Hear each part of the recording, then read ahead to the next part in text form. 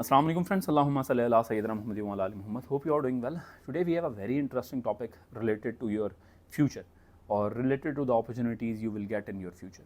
अब यहाँ पर हम लोग दो चीज़ों के ऊपर बात करेंगे, इवन कि तीन चीज़ों पर बात करेंगे जो कि बहुत डायरेक्टली रिलेटेड हैं आपके फ्यूचर में जो आपके अपॉर्चुनिटीज़ हैं। इस सारी डिस्कशन को स्टार्ट करने से पहले मैं एक शेर यहाँ पर पढ़ना चाहूँगा। वो कहता है कि तू इधर उधर की ना बात कर, तू इधर उधर की ना बात कर, ये बता के काफ़िला क्यों लूटा, मुझे रहज़नों से गिला नहीं, तेरी रहबरी का सवाल है। अब यहाँ पर जो मैं गिला कर रहा हूँ वो मैं अपनी आवाम से भी कर रहा हूँ, अपने जो लीडर्स हैं उनसे भी कर रहा हूँ, जो गवर्नमेंट ऑफिशियल हैं यानी कि ब्यूरोक्रेसी जो है उससे भी कर रहा हूँ। ये हो क्या रहा है मैं आप लोगों के सामने रख देता हूँ।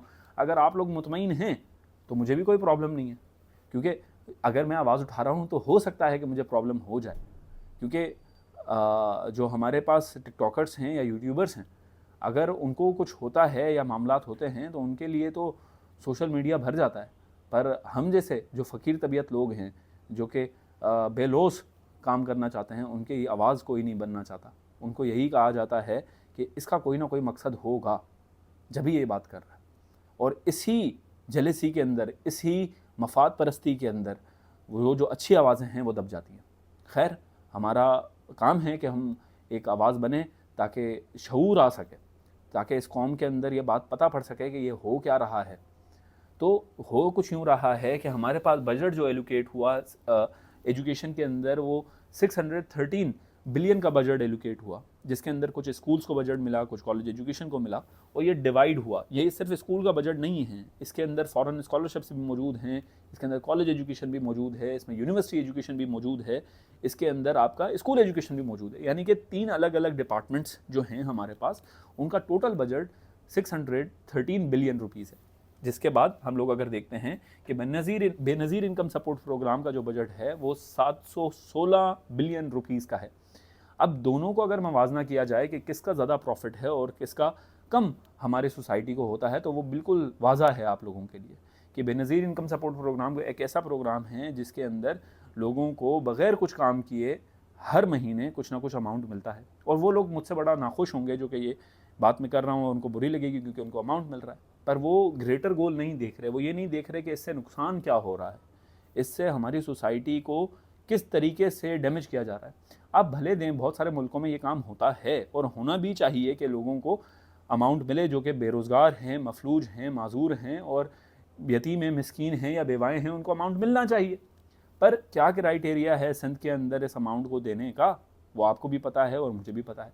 और इस अमाउंट को जब दिया जाता है तो फॉर सपोज अगर 10,000 का अमाउंट होता है तो गरीब तक 5,000 तक भी बहुत मुश्किल से पहुँचते हैं, क्योंकि 3 से 4,000 रुपये जो होते हैं वो बीच में से कोई ना कोई और बंदा उठा के ले जाता है, वो भी आप लोगों को पता है।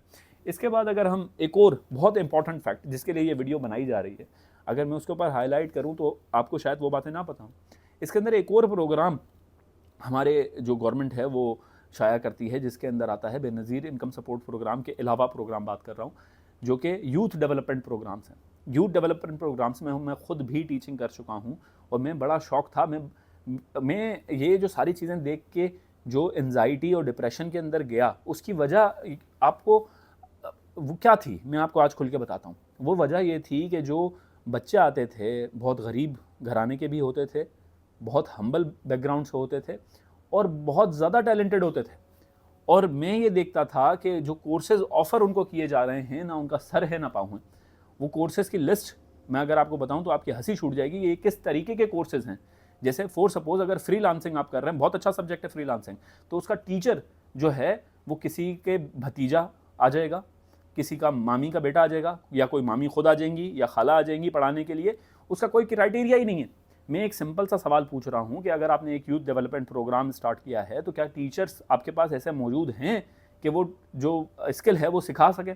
आप बहुत सारे कोर्सेज ऑफर कर रहे हैं, आपने टोटल पूरा कर दिया, I know very you are doing fabulous job, but the thing is कि अगर फ्रीलांसिंग कोई टीचर पढ़ा रहा है, या आपको डिजिटल मार्केटिंग कोई पढ़ा रहा है, या आपको एंटरप्रेन्योरशिप कोई पढ़ा रहा है, तो क्या उसकी खुद की कैपेबिलिटी है ऐसी कि वो कुछ कर सके? आपने कौन से टेस्ट इख्तियार किए हुए हैं बहुत सारे इंस्टीट्यूट्स में, आप भी जानते होंगे, आपके भी इर्द गिर्द होते होंगे, तो क्या उन टीचर्स की क्रेडिबिलिटी होती है? और उन टीचर्स को जो मुआवजा दिया जाता है, जो बेनिफिट दिया जाता है, जो सैलरी दी जाती है, आप सुनेंगे तो हैरान हो जाएंगे। वो सैलरी जो मिलती है उनको 7 से 8 हज़ार रुपये करीब देते हैं, या मैं तो ये कभी कभी ज़्यादा बता रहा हूँ कि 5 से 6 हज़ार भी उनको पर कोर्स मिलती है। अब आई डोंट नो कि उस इदारे को कितनी मिलती है और उस इदारे से उस टीचर को कितनी मिलती है या ऊपर से कितनी रिलीज़ होती है, पर इसका कोई चेक एंड बैलेंस मौजूद नहीं है, जिसकी वजह से फजूल किस्म के टीचर्स उस इदारे के अंदर आते हैं, उन बच्चों का टाइम ज़ाया करते हैं, और ये सारा मैकेनिज्म पूरे सिंध में चल रहा है।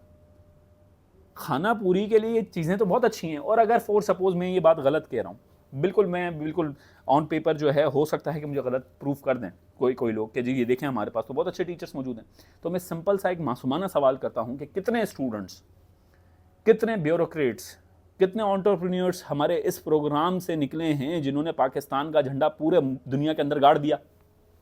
5 बता दें, 5 क्या, 1 बता दें। सॉरी टू से, एक बंदा भी मुश्किल उस प्रोग्राम से कुछ सीख के कुछ बना होगा। तो या तो वो प्रोग्राम बंद करें या तो उस प्रोग्राम को ठीक करें, और ये जो बजट एलोकेशन है इसको ठीक करें। यहाँ पर जिस किस्म के मैसेजेस, मेरा एक बहुत छोटा सा चैनल है, बहुत छोटी सी आवाज़ है मेरी, पर उसके अंदर भी जो आवाज़ें मेरे तक पहुँचती हैं, मेरा दिल और दिमाग दोनों हिल जाते हैं कि यार इनका होगा क्या। ऐसे बहुत सारे मेरे स्टूडेंट्स हैं जो कि माजूर हैं, जो कि कुछ लड़कियां हैं जिनकी एज ज़्यादा होती जा रही है, रिश्ते नहीं हुए। मैं खुल के बात करूँ ना आप लोगों से, ताकि आप लोगों को समझ में आए कि यार ये जो सोसाइटी के अंदर हो रहा है वो क्या हो रहा है। उनकी एज बढ़ती जा रही है, रिश्ते नहीं हुए, और उनको यही आसरा है कि गवर्नमेंट जॉब मिल जाएगी तो उनकी ज़िंदगी सुकून से गुजर जाएगी। नहीं मिलती। क्यों नहीं मिलती? करप्शन। क्यों नहीं मिलती? क्योंकि अपनों को नवाजना, नेपोटिज्म जिसको बोलते हैं। ऐसे ही सारा सिस्टम चल रहा है, और जो आवाज़ उठाता है आप उसकी आवाज़ बंद कर देते हैं। और ये सिर्फ और सिर्फ जो आप लोग खुश हो रहे हैं ना कि जी सर हमारी आवाज़ बन रहा है, तो आपने कौन सा अच्छा काम किया है? आप अपना सोशल सर्कल देखें। आप कर क्या रहे हैं अपने साथ? आपने कौन सा काम ऐसा किया जिससे आपकी सोसाइटी के अंदर चेंज आ जाए, या कौन से ऐसे लोगों को आवाज़ बनने में हेल्प की जो कि आपके लिए कुछ कर सके? आपने तो हेल्प की ऐसे टिकटॉकर्स को, ऐसे यूट्यूबर्स को जिन्होंने आपकी सोसाइटी का बेड़ा गर्क कर दिया। और जो आपके लिए कुछ अच्छा काम करता है और उससे 100 बातों में से एक बात गलत हो जाती है। इंसान है, गलत हो सकती है। आपने उसी बात को पकड़ना है और उसी बात को पकड़ के उसको रगड़ा दे देना। आपने उसके अच्छे काम नहीं देखने, आपने 99% अच्छे काम नहीं देखने, आपने सिर्फ 1% बुरा काम देखना है, और जो 99% बुरा काम कर रहा है उसका सिर्फ एक अच्छा काम आपने देखना है। और जब वो मर जाता है अच्छा बंदा, तो आप उसके लिए बड़े इश्तिहार बनाते हो, आप उसके लिए स्टेच्यूज बना रहे होते हो, और सोशल मीडिया पे वो उसकी सर्कल्स चल रहे होते हैं। जैसे बिलाल पाशा का आप नाम जानते होंगे। बिलाल पाशा कौन था? बिलाल पाशा सीएसएस ऑफिसर था ना। जब तक जिंदा था उसको इज्जत नहीं मिली, जब मर गया तो उसके नाम पे आज तक कोर्सेज बिक रहे हैं। ये सिचुएशंस तो है हमारे सिंध की, और ये पता नहीं कब ठीक होगी भी या नहीं होगी, I don't know. But the thing is कि हम जैसे जो लोग हैं वो 2 ही काम कर सकते हैं, या तो चुप करके साइड में बैठ जाएं। और मैं काफ़ी अर्से तक बैठा रहा, मेरा अभी भी दिल नहीं करता कि मैं वीडियोस बनाऊं या काम करूं। वो इसी वजह से नहीं करता कि फ़ायदा नहीं है कोई मैं एक मेरे जहन में शेर आ रहा है कि मैं किसके हाथ पे अपना खून तलाश करूं। तमाम शहर ने पहने हुए हैं दस्ताने, तो हर कोई अपना एक 1.5 इंच की मस्जिद बना के बैठा हुआ है। खैर, अपना बहुत ख्याल रखें। मुझे शऊर देना था आप लोगों को, मेरी पूरी कोशिश है कि आप लोगों को थोड़ा शऊर दे दिया है मैंने। आप लोगों से रिक्वेस्ट है, जब भी आप किसी ऐसे प्रोग्राम में जाएं तो टीचर्स का उनसे बोलें, इदारे को बोलें आप हमें हमारे टीचर की CV फॉरवर्ड करें, बताएं ये कौन है जो हमें पढ़ा रहा है, क्या इसकी क्रेडिबिलिटी है या नहीं है। आई होप ये चीज़ें आप लोगों के लिए हेल्पफुल होंगी। अपना बहुत ख्याल रखें, मुझे दुआओं में याद रखें। अल्लाह हाफ़िज़।